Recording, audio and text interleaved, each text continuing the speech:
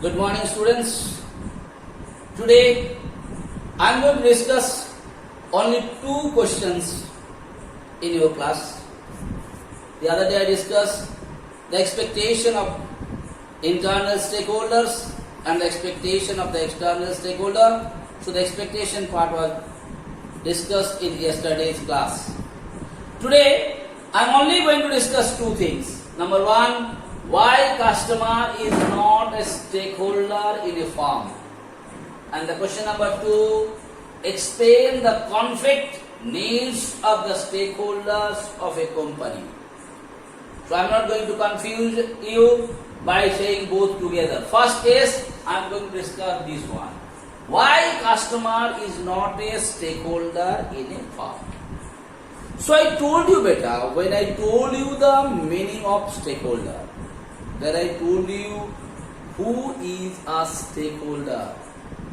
I said that the stakeholder may be an individual, stakeholder may be a group, stakeholder might be an institution, those who have a stake or those who have an interest of an organization for upliftment and the betterment of the organization. They are basically called the stakeholder. Here I am not going to discuss about the internal stakeholder and external stakeholder. In general, stakeholders are those who have a stake, those who have an interest of an organization. They are basically called the stakeholder. So कुछ ना कुछ interest होना चाहिए, either अंदर से हो जो बाहर से, किसी ना इंटरेस्ट होना चाहिए, ऑर्गेनाइजेशन का अच्छा हो, ऑर्गेनाइजेशन का भला हो. They are basically called the stakeholder. But in case of customers, what you have been noticed beta, why they are not stakeholder? Because customers are not at all interested for the betterment or upliftment of any firm or any organization. They are only interested about themselves. What is their interest? Their interest is to get good quality of goods or good quality of service by paying less amount of money. Got a point? They are not at all interested about the upliftment and betterment of the organization. They are only interested about their own self. That is why customers are not considered to be the stakeholder of an organization, because they don't take any interest for the organization. They don't bother about the organization. They only bother about themselves. कैसे हमको कम दाम में अच्छा सामान मिले? Like they are buying something from a particular organization. If next day some other organization will give them the same quality of goods, 2 पैसा कम में, they will leave that particular suppliers and they will go to the others or not. That is why they are not called the stakeholders. So you have to mention it here that customers are not the stakeholder of an organization, because stakeholder has a stake or stakeholder has an interest for the betterment and upliftment of the organization. But in case of customers, they are not at all interested about the upliftment and betterment of any organization. They are only interested about themselves. What is their interest? Their interest is to get better quality of goods or better quality of service by paying less money. They are not interested for any organization's upliftment and betterment. That is why they are not considered to be the stakeholder of an organization. I hope it is clear to you. Now the second question. Explain the conflict needs of the stakeholders of a company.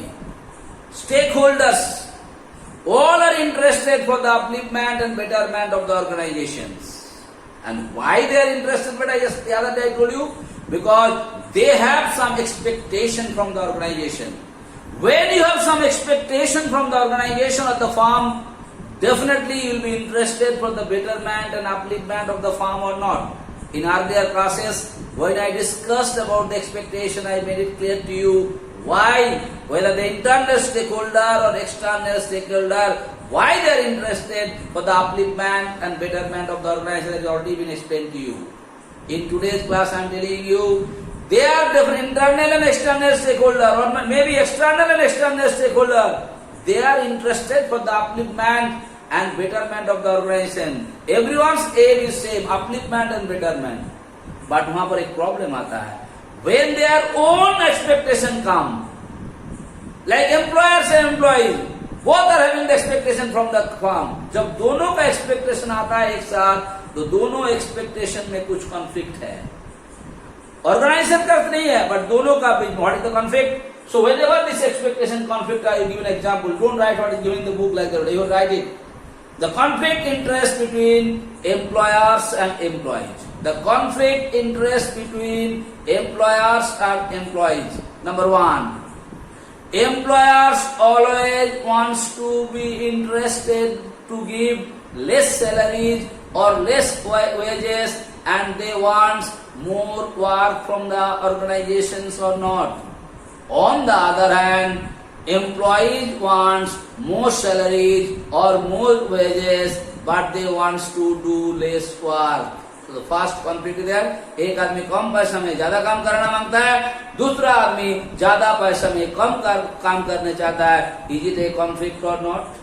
Second point, employers want to give moderate working place. कैसे भी काम चल जाए, इसे काम करने का परिस्थिति परिवेश दिया जाए. But on the other hand, what employees wants? Employees wants the better quality, better kind of working place. Okay? So there are also some conflict. ये बोला कैसे भी हो, कम से कम काम तो चल जाए. But who? Employers, owner. On the other hand, what the employee wants? Employee wants better working condition. So is there any conflict among them or they or not? So they are the most important conflict between employers and employees. Next, you can say owners and government.